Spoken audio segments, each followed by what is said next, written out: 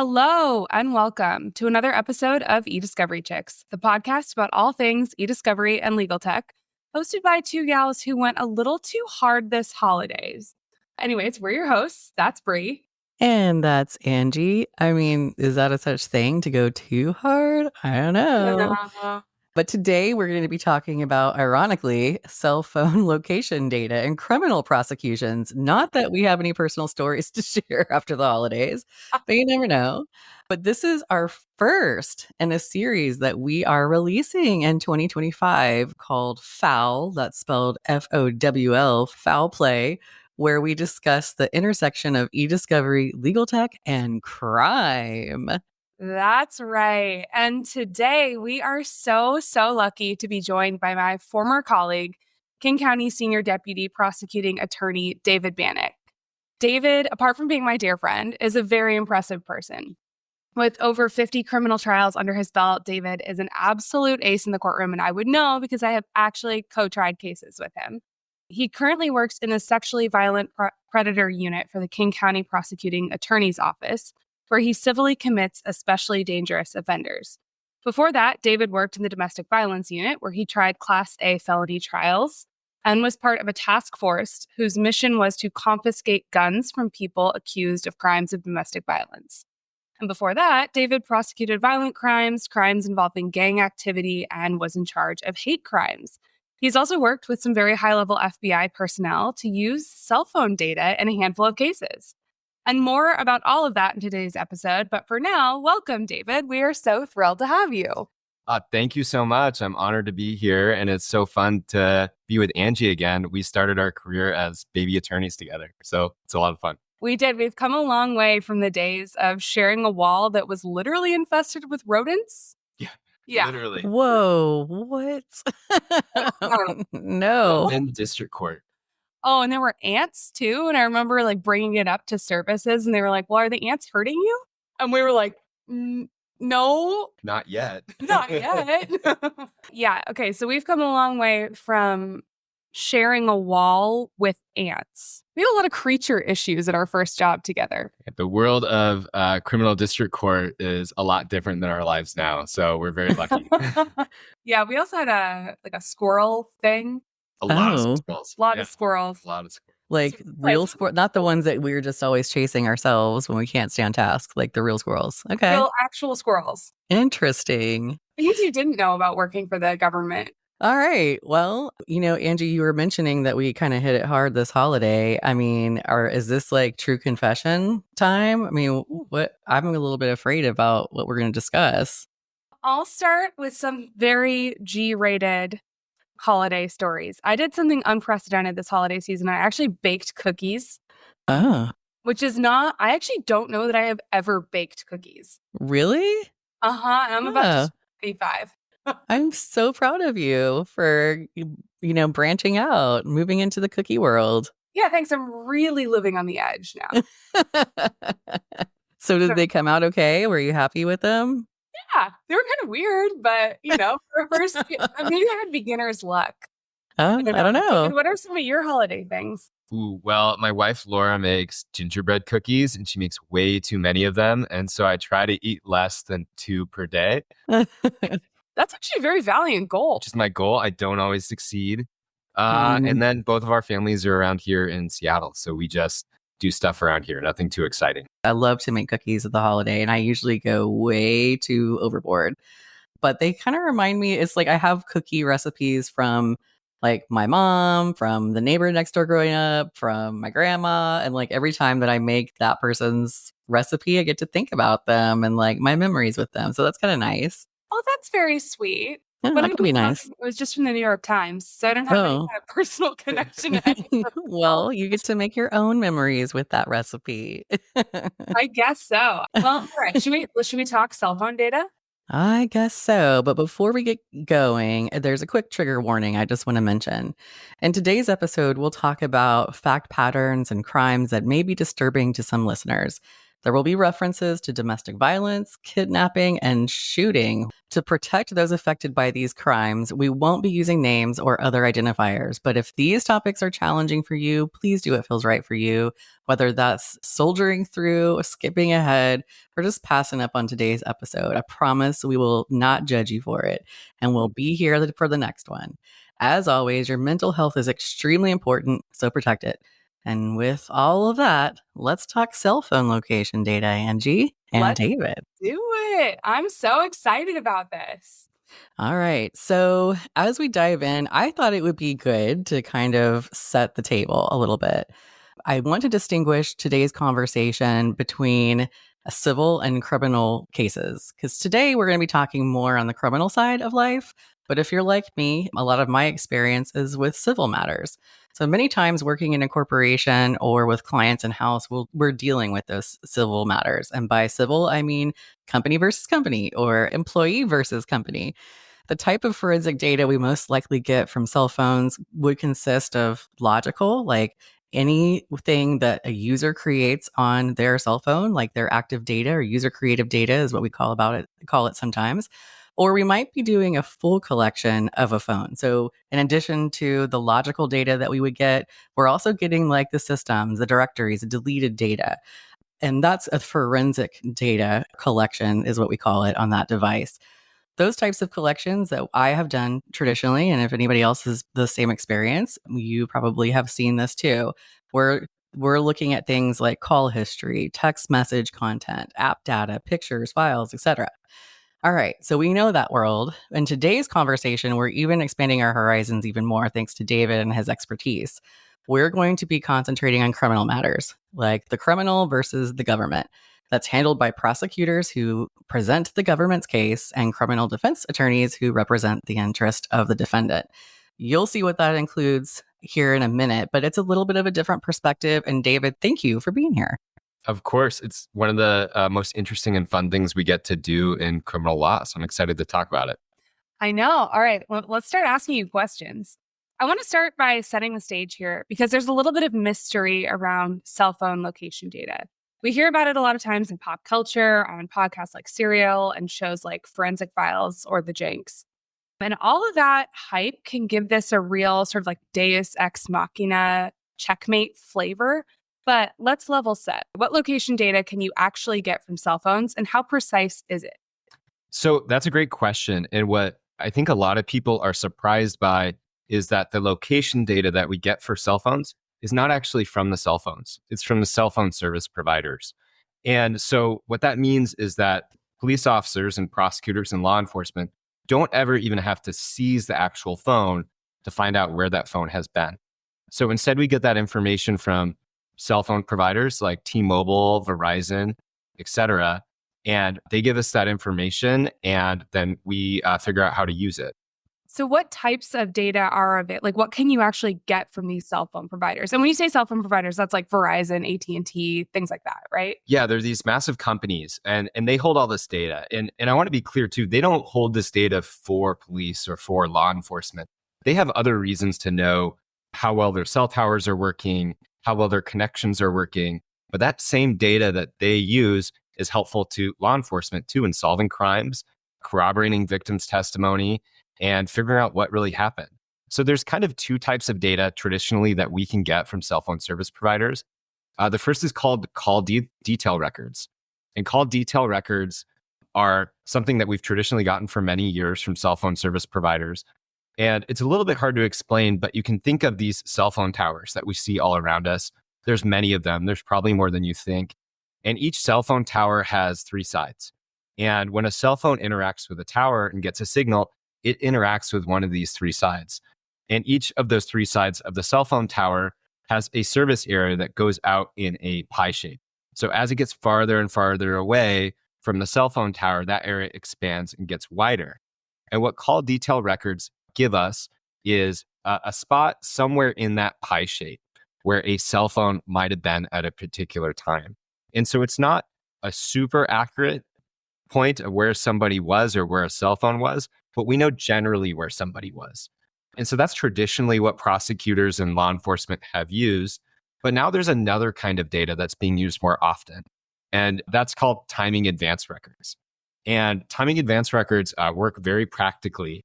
And to understand them, you have to kind of understand a couple things about cell phone towers. Cell phone signals, when they communicate between a phone and a tower, they don't all reach the tower at the same time.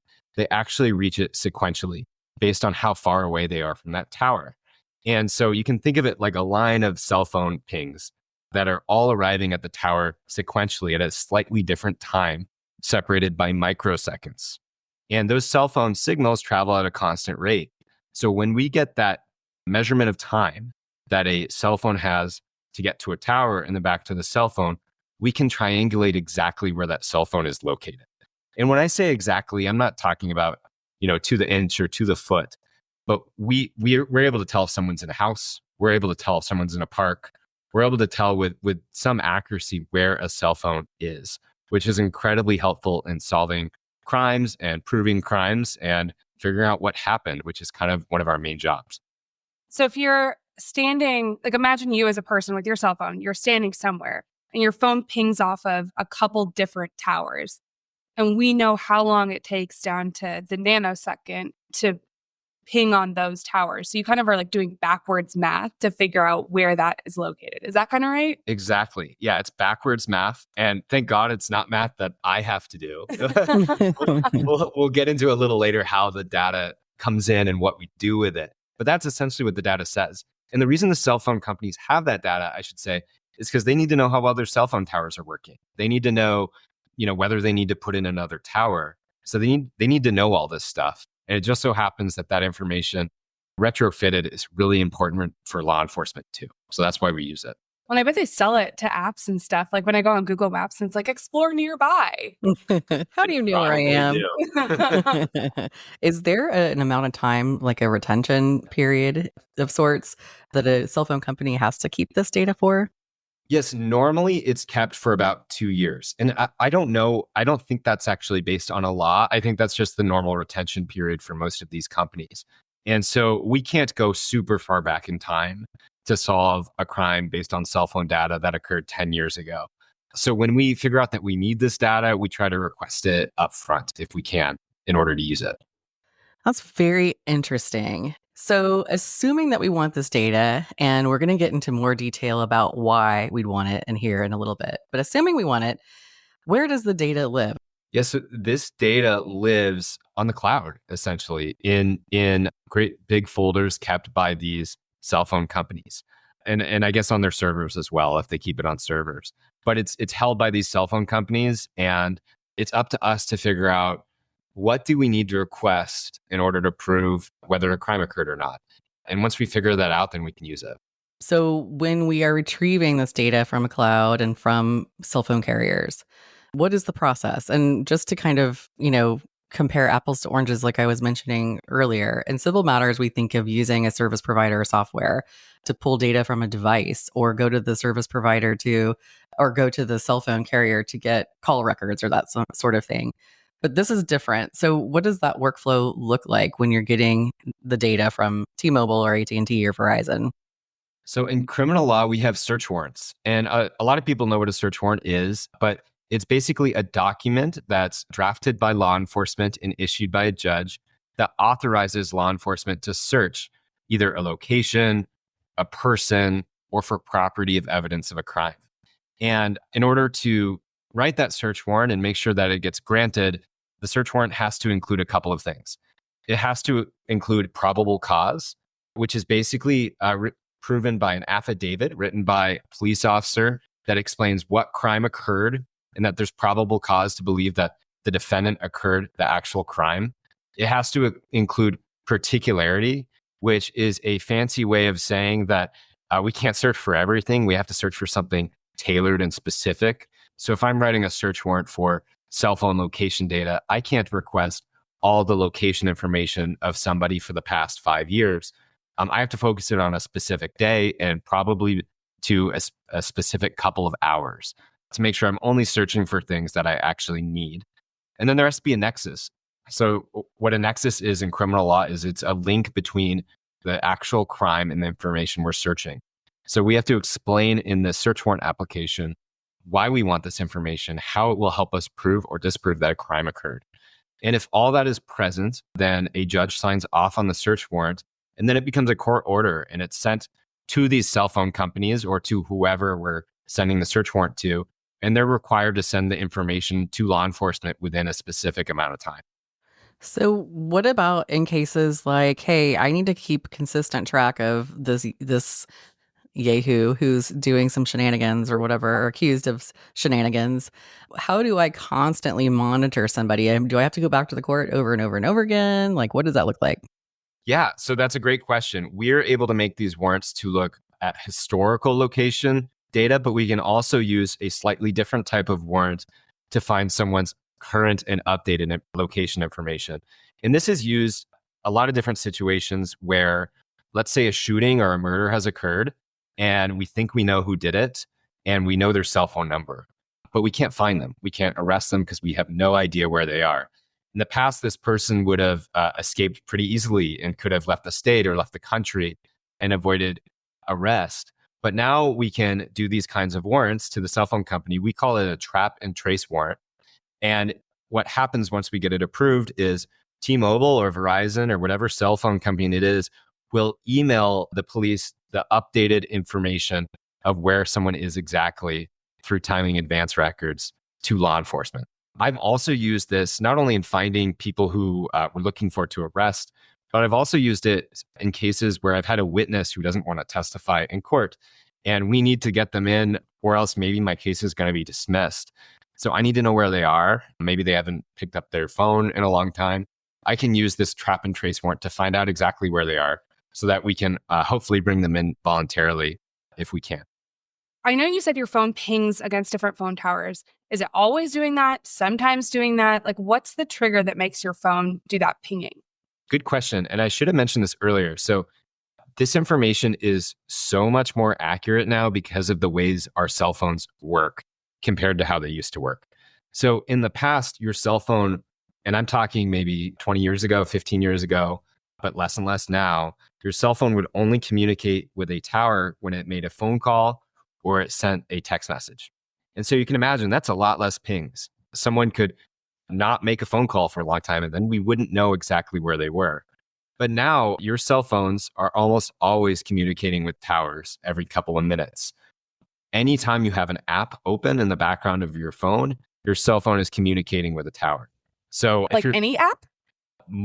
Pretty much any app. Like if you're like me, you have Google Maps open to the last place you went sometimes on your cell phone. That means your phone is constantly communicating with a tower. Most people do that. Not everybody does that. But what that means is that when we get this data, we don't just have a couple of pings for someone's day every time they made a call. We have a path of exactly where they've been, exactly where they're going, and we can get that live information because our phones are just always communicating with towers these days. Wow, that's it. I'm going to go back to using a beeper.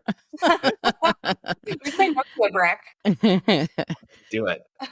So when you are getting the information that is the subject of your search warrant that was granted by the judge, what format is this data in? And is there a process of kind of normalizing that? And I'm saying that term because it's what we use with civil e-discovery. When we get data, we have to normalize it, put it in a database so it's all reviewable. How does this look in your world? Yeah, so the format that it comes in is an insane, huge spreadsheet that is really hard to interpret. Yeah, it's very gross. It has columns, some columns that take a long time to understand. It has some columns that indicate latitude and longitude, which you're not going to know unless you plug it into something. It has a column with exact time and exact seconds, but sometimes you have to change the time zone to really understand what that means. And again, there are many, many columns. There's only a couple people I've ever met that can take a look at those spreadsheets and actually make anything of them without using software. And so what we use and what law enforcement uses is a software that we just plug these Excel sheets into and they create maps, which is pretty amazing because that's what we want. And we don't have time often to sit down and take out a big fold out map and figure out where these things are. We need a quickly generated map. And that's what this software does. And once we generate that, we have pings on a map, just like you would see on Google Maps. And we can zoom in and see exactly what locations this cell phone is at. How often do you ask for this data? Like in how many cases are you applying for a search warrant to get it? I would say in most serious Class A felonies, we're seeking this data. Now there's times when it's less important. The times when it's really important are when identification is at issue. So if we've found a body or someone who's been shot or injured, and we don't know who did it, but we think we might know. Let's say we have them on video, or we have a witness saying that it might have been this person. We need to verify that that's correct. And so the way that we verify that that's correct and help provide additional proof is by getting this warrant. If we have a case where we know 100% who did it because the person was caught there committing the crime, let's say on video camera, we don't need to know their cell phone location because we know they did it. Right. Anytime there is some doubt and anytime we need to corroborate what we believe is happening, we'll get this data in order to prove most of our serious cases. Have you ever gotten this data and then decided against prosecuting a case or something like that? Like, has this ever exculpated someone? Absolutely. It definitely has. And so that would most of the time happen at the pre-filing stage. We think we have probable cause that someone committed a crime, but we're not sure. And we get the data and it shows that the cell phone was nowhere near the crime scene. We've also had cases where the data we get is harmful to us. So let's say someone left their cell phone at home and went out and committed the crime. The person may still have committed the crime, but that information is not good. It seems to say that the person never went to the crime scene. And so we have that situation too. Most of the time it is helpful, but ultimately what it helps is it gets us closer to the truth, which is what we want in criminal law.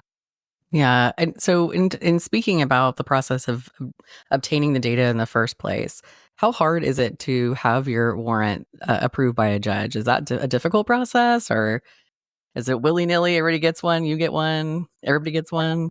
Oh, bro, you get a warrant. You get a warrant. Thankfully, it's not that hard. We write these warrants a lot. And, I have certain officers who might write 5 of these per week, investigating cases. And so we know how to write them. We know what judges are looking for. So I would say they get approved over 90% of the time that we submit them. And often if they're not approved, there's some edits we need to make. And then we make those and then they're approved. So thankfully, it's a process where we get the data we want most of the time. Because you can get it, like because it's available, have you found that there's an expectation that you will get it? And if so, how do you feel about that? Yeah. And surprisingly, we do have an expectation that we will get it. A search warrant is a legal order by a judge. And so these companies have to send us this data. If they don't, they could be held in contempt of court. And so what these companies have done, and a lot of tech companies have done, they've set up their own legal departments where their sole job is to respond to these law enforcement requests. You ask how I feel about it. And the way I feel about it is, of course, this is someone's private information. This should not be public information. It should not be given to everybody. But I also think that, our job in law enforcement is to uncover the truth. And this is one of the most important tools. And there's now an expectation of jurors that we are going to get this data because they know that we can get it. I think we should uncover this stuff as much as possible to try to figure out what truly happened. All right. So once you get this data, you've mentioned this, like you don't just sit on it, you actually go and use it. And since the focus of today's episode is trial, let's start there. In trial, you can't just show evidence to a jury. There's a vetting process beforehand during which you admit, that's the term of art, you admit evidence. So David, what is admissibility and how do you admit this evidence at trial? So at a 30,000 foot level, admissibility refers to the legal standards and rules that determine whether a particular piece of evidence can be introduced to a jury. So pretty much everything that we show the jury, it has to be admissible under the rules of evidence. And the judge makes that call. They consider whether the evidence is relevant, whether it's reliable, whether it'd be fair or misleading to show to the jury. And if you want to prove this and get this, shown to the jury, you have to meet these kind of baseline standards. So one of the things that you have to do to admit this type of evidence, which is cell phone location data, is you need a business records custodian. And a business records custodian is a person typically from the company that you're getting the information from, that will testify to basically 5 steps. But basically they'll say, I work for T-Mobile. These are records that we keep. These records are reliable for these reasons. And these records show cell phone location data. That's really important. First of all, it's important for admissibility. If we didn't have that person, we couldn't admit these records at all. But it's also important just to help explain to the jury what information they're about to hear. And that this isn't just something that we made up or fabricated with law enforcement or anything like that. We have someone from T-Mobile saying, these are the records. And so it adds a lot of credibility. We also have to prove that the records are obtained through a lawful means. In order for us to get these lawfully, we already talked about the search warrant. The search warrant has to be done correctly. But the other thing to think about for location data is the cell phone number. We have to get the cell phone number lawfully too. Usually that's, someone telling us someone's cell phone number, but we can't do like a witness or something? Like a witness or something like that. But what we can't do is we can't get it from a government database, for example, related to healthcare. We can't just look it up, through all the government resources that we have. We have to find out what someone's cell phone number is. Not everybody keeps the same cell phone number all the time either. And so sometimes that's a difficult hurdle, and we have to make sure that that's done correctly and lawfully. Otherwise, we can't do any of this. Interesting. So once you get the data admitted, how do you use it? Do you just hand it over to the jury? Does somebody have to interpret it? Do you make demonstratives? Like, what does this look like in a courtroom? Thankfully, we don't just hand it over to the jury because, as I said before, this data makes no sense when it's on spreadsheets. So what we do is we get an expert witness. This is a specific type of expert witness who is almost always for us a law enforcement officer who is trained in cell phone location data, can help interpret the data on the spreadsheets, has access to licensed software to create maps for us, and can kind of explain some of the science behind how cell phones work. Unfortunately for us, there's not that many people that have that level of expertise. Many law enforcement offices that I work with have one, if at all, person that knows how to do this kind of testimony. And so in my experience, we've gone to the FBI because the FBI has a department of officers that specifically do this kind of thing. So it's cool to get to work with them on some of this stuff, our federal partners. They use it a lot. One of the agents that I got to work with at the FBI is an agent named Agent Eric Perry. He has worked on the Aaron Hernandez case. He's worked on the Robert Durst case from the 𝐼NCs. He worked on the Idaho murders case as well of the college students. And then he came to testify on one of my cases. So it's a good way to meet really smart people in the field also. So you're also famous. Okay, got it. Probably one of the less famous cases that he did. Talk to me about visual aids, because I remember when I was trial paralegal, that was a huge part of trying to explain the story to a jury, because it's like, great, we broke down the spreadsheets, we got this like badass guy from the FBI who told us what the truth is. But like, how can I see the story? How do I know what you're trying to communicate to me in a way that's meaningful? What have been some ways that you've done that? I think visual aids in criminal trials are some of the most important things you can do, whether it's making a timeline, making charts or graphs. The jury needs to see something. They don't just want to hear what someone said happened. And they definitely don't want to look at spreadsheets. So what I do is before trial, I work with our expert to build a deck of slides basically that are super, super clear. I always have a series of slides that explain what this information is, showing pictures of cell phone towers, showing information about how cell phone towers work so that the expert can kind of explain how this all works as we've explained today.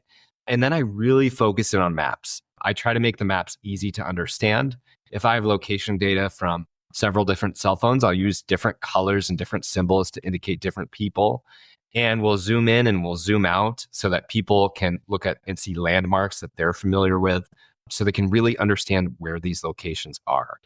The best kind of finished product for this is when it shows before the crime, during the crime, and after the crime. So let's say this is a shooting where someone drove from their house, committed the shooting in the city, and then went back to their house.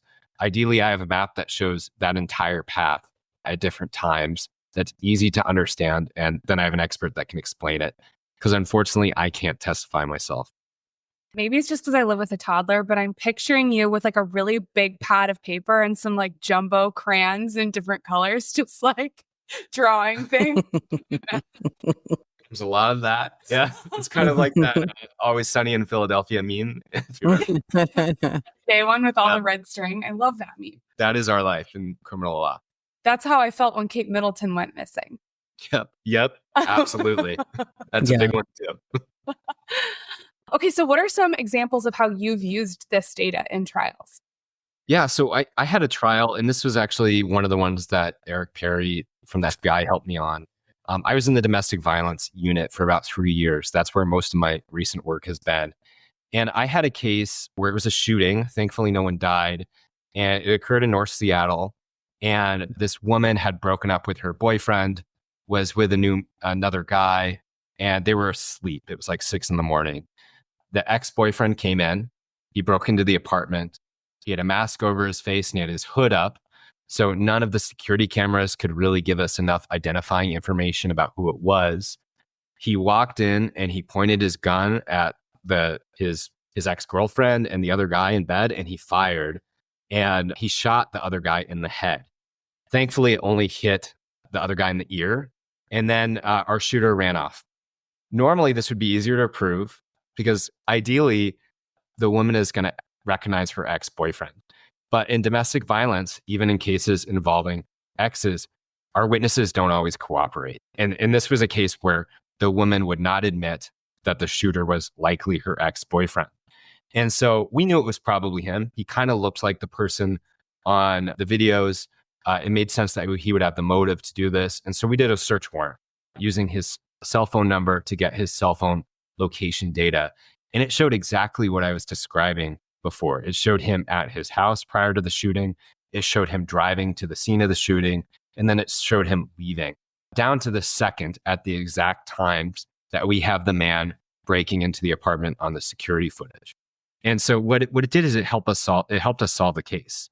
It helped us go over burdens that would have previously been hard to go over when we have an uncooperative witness and a video camera that was not good. And it ultimately helped us be successful in this case. We were able to prove it at trial, even when we didn't have the rest of the case in ideal circumstances with witnesses and videos. And so that just kind of shows how incredibly helpful this stuff can be.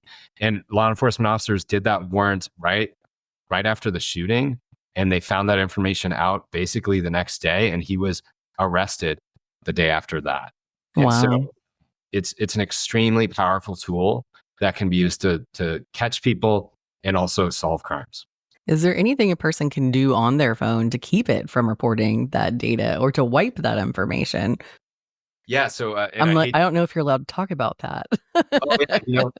I hate to give advice to prospective criminals, but I'm not a prospective criminal. all someone would have to do is turn off their phone. Yeah. And it's that simple. Now, many people committing crimes want their phone on, whether it's for navigation purposes, which we're all kind of reliant on now, or if it's, we have cases where people are literally Googling what to do next. Like, what do I do with a body? What are extradition laws in these countries? People do that kind of stuff. So people are just addicted to using their cell phones, but a sophisticated criminal would not take their cell phone with them. And then this data would not be helpful at all to law enforcement. So take note, Bree. I know. Noted. So those are all the ways that you can use this data, but what about its limitations? What can you not get from this data? What does it not prove? Yeah, so we always have to recognize that this information only shows us the location of a cell phone. It doesn't show us where a person actually is. So an even more sophisticated criminal might give their cell phone to someone else, and it might, or trade phones with somebody, and it would show the wrong person's location data. It also doesn't tell us anything about motive. It doesn't tell us anything about why someone committed a crime or whether they shot someone in self-defense, which are issues that are often even more important than proving identification. So often it is a narrowing of the issues. It's eliminating things that a defendant can argue in a criminal trial. Because if we have their cell phone location at the scene of the crime, they can't argue that they weren't there. And while that's not everything, that's pretty helpful in kind of narrowing what the decision is going to be for the jury. Can you also use it to corroborate things like intent? Like someone who drives from their house to a scene, murders somebody, and then drives back home. Can you use that driving window to kind of corroborate intent, or is that stretching it a little bit too far? No, I think that can absolutely be helpful too. It definitely shows, let's say someone, left their home, took a 10-minute drive, was there for 2 minutes and then drove back. That's not a random occurrence. That's something that somebody planned, went to at a specific time, and then fled from. And so someone's path tells us a lot too, about the decisions that they're making. I also just like showing paths. It's a lot more interesting than showing one ping on the dot. It's interesting when people move around. I think those are the most interesting cases.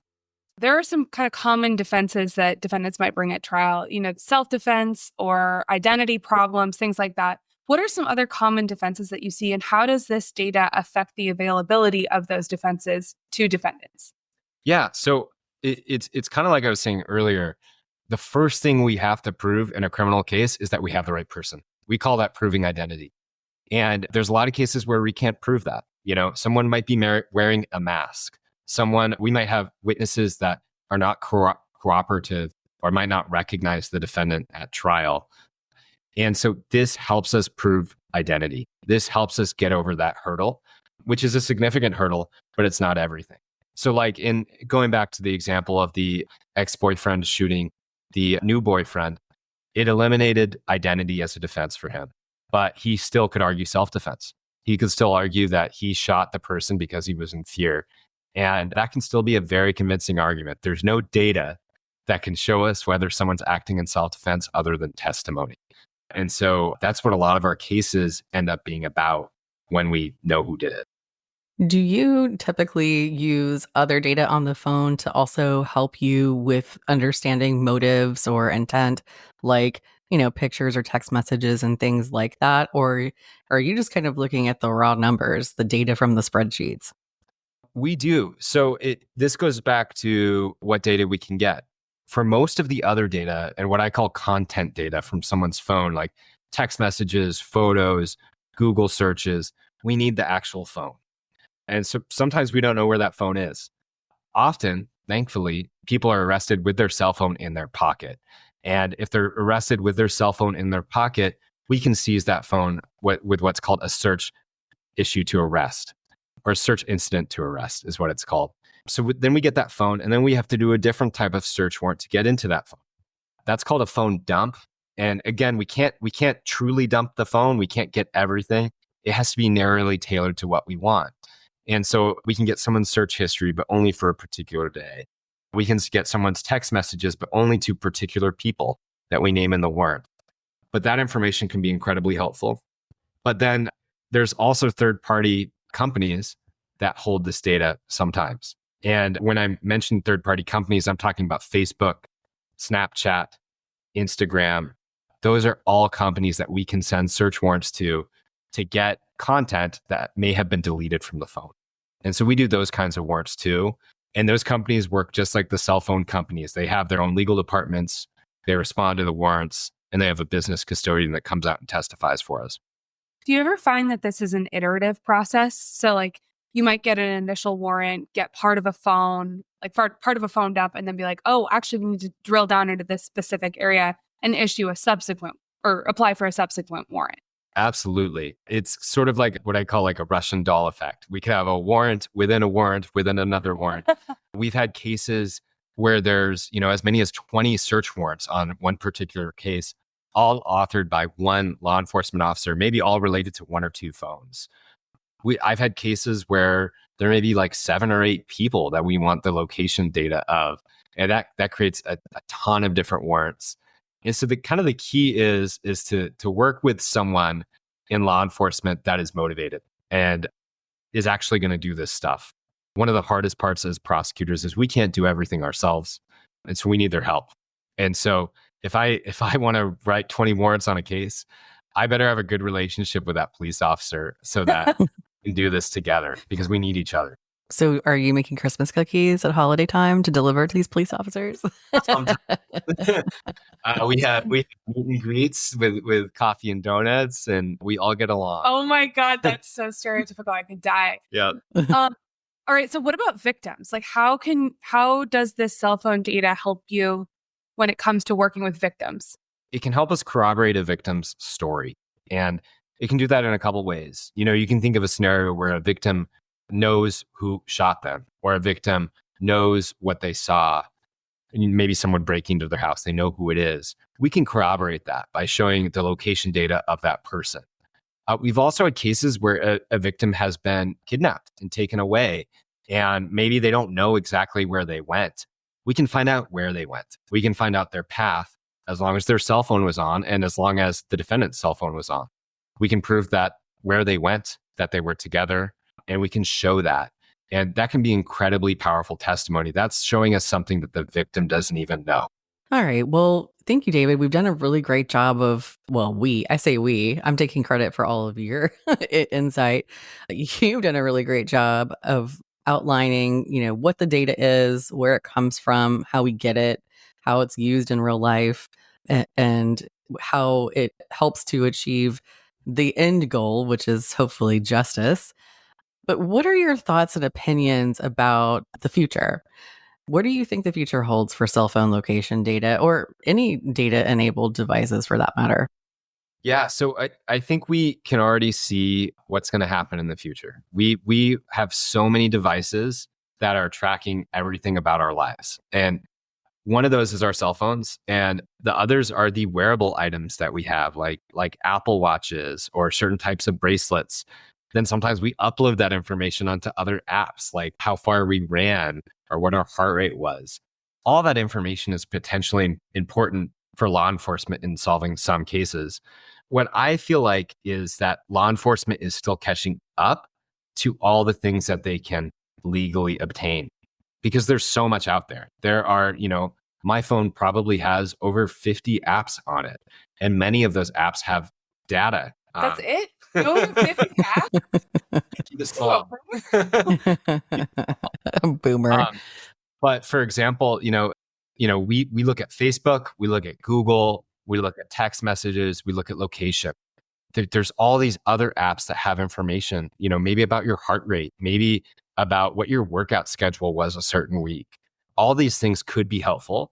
And so what our job has become with working with police and detectives is really sitting down and becoming creative. What do we need to prove, and what information can we find and have access to? And who do we need to talk to that really knows how this stuff works? So what I think the future holds is law enforcement getting smarter and more sophisticated. And while that does sound scary, of course, this is all information that's private. For me, as someone that works in law enforcement, it's going to make us better at finding out what the truth is. It's going to make us better at holding people accountable and corroborating victim stories. So I think all this, as long as it's done lawfully, can actually be a really positive thing. Well, and making sure that you aren't prosecuting the wrong person or, something like that. Absolutely. It's just like, when we got DNA evidence in the late 90s, they were able to find out some people were wrongfully convicted. The more information we have, the less likely we are to make a mistake like that, because that's the worst possible outcome that can happen. For me, as a prosecutor, I want all the information I need to make sure that we're doing the right thing and doing justice. I've heard you mention several times today the people you rely on to help you, the people that are interpreting reports, the people who are the experts in the courtroom. What do you think the future looks like for folks who are like, man, this sounds really cool, and this actually makes a huge difference in the world hopefully for the positive anyway? I want to get involved with this. Like, what career opportunities and what skill sets do you feel like would be important for somebody to understand who might be interested in getting involved? Yeah, I think there is, from what I know, there's absolutely space right now for people to become experts in cell phone location information. We've gone as far as flying in FBI agents from the East Coast to come in and testify because we couldn't find someone who was an expert who could use this software and could explain this stuff. And as far as the barriers to entry in becoming some kind of consultant for this data, I don't think they're actually that high. You'd have to learn about how this stuff worked, maybe from a law enforcement, training program. But the key thing is having access to this software. Once you have access to this software, which is not actually very hard to use, it's as simple as dragging things into a box, something that we can all do. It spits out data. I think that would be the key, is knowing what you're talking about and having access to the correct software. And I think there are going to be a lot of people that become their own consultants and experts in this area soon. So what is this software exactly? I mean, what does it do with the data that you feed it? So it's basically a mapping software. It takes all these spreadsheets with all these columns. It uses the latitude and longitude and the timing and everything, and it spits out a map with a bunch of points on the map.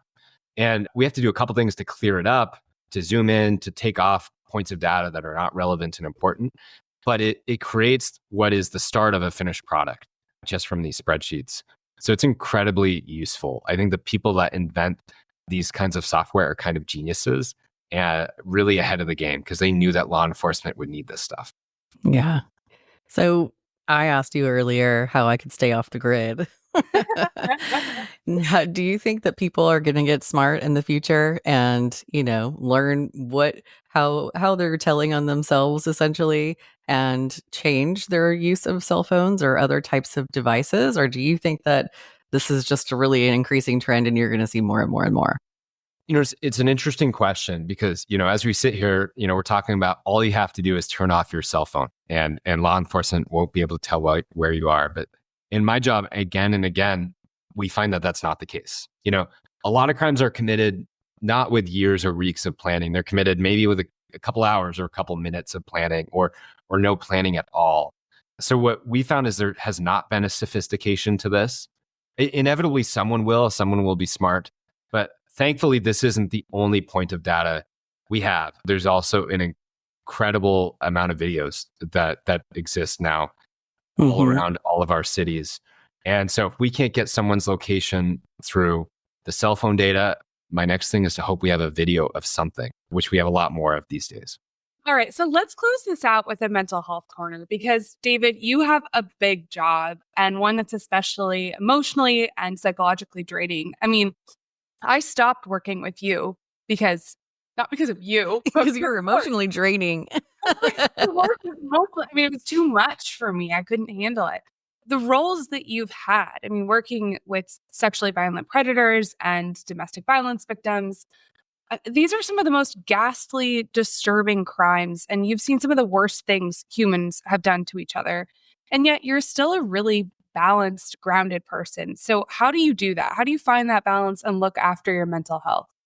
Yeah, I think one of the craziest things about my job is that as you get more successful and as you go through the office, the stuff that you handle gets harder and more traumatic and crazier. And so sometimes success creates more stress. And that's something that I definitely found in my work. But as people working in the legal profession, I think a lot of us are overstressed. A lot of us work too much, have unreasonable expectations put on us. So what I've done, thanks to my amazing wife and partially thanks to our experiences during COVID, is we've started backpacking. So my wife and I, we go on between 7 to 15 backpacking trips per year. I do them almost every weekend in the summer. And it's a really cheap trip. My cell phone is off. So my bosses can't find me even if they want to. And we go on these great big trips. I find that when I'm only focusing on a couple of things per day, where we're going to camp and what we're going to eat, it really calms me down. And so I actually recommend it to a lot of other people. I think this is how I've gotten through this stress. It's been really helpful. And we got so into it that in 2022, we hiked the Pacific Crest Trail together, which is a trail from Mexico to Canada through California, Oregon, and Washington. And I think those experiences have only made me a better attorney. It gives me something to look forward to. I meet people from everywhere, and I just get some peace in my heart and my body that helps me get back to work every week. That's amazing. So, David, first of all, that's amazing that you guys are hiking in the woods and still married after all this time. No, I'm just kidding. But no, thanks for sharing with us your tips and tricks for staying balanced. And I know that I mentioned this to you when we talked about you initially doing this show in the first place. But I do want to mention this because I know that I'm not alone. And I also want to encourage folks that are in this field. Although we kind of like to joke around and have laughs and talk about potential crimes that Angie's going to commit, we actually we actually do very much appreciate folks like David and all the people who support David and trying to find these individuals out there who are creating crime and honestly, changing people's lives for the negative. I had a situation where when I was a child that I was kidnapped, and that's been something that was terrible to live through, but is something that's affected every single day of the rest of my life. And I wish that we had more technology back then so that maybe I wouldn't have to think about all the other little girls in the world that were affected by the sick person that kidnapped me. And I hope that that's not many, but I'll never know. And I appreciate you, David, so much for staying balanced and for your hard work in this field and your contributions. And I appreciate you sharing your expertise and your wisdom today. So thank you so much for being here. Thank you so much, Bree, and thanks for sharing that. I think I'm very lucky, and it's the least boring job in the world. That's the truth. All right. Thank you for joining us today on eDiscovery Chicks. We hope you learned something new, felt empowered, or just had some fun along the way. Don't forget to join the flock by following us on LinkedIn and Instagram, and check out our website, ediscoverychicks.com. If you loved this episode, share it with your network, leave us a review, or tag us on our socials with your favorite takeaway. And don't forget to subscribe wherever you get your podcasts so you never miss an episode. Catch us next time when we tackle breaking down workflows to maximize your efficiency. Until then, flock on, friends.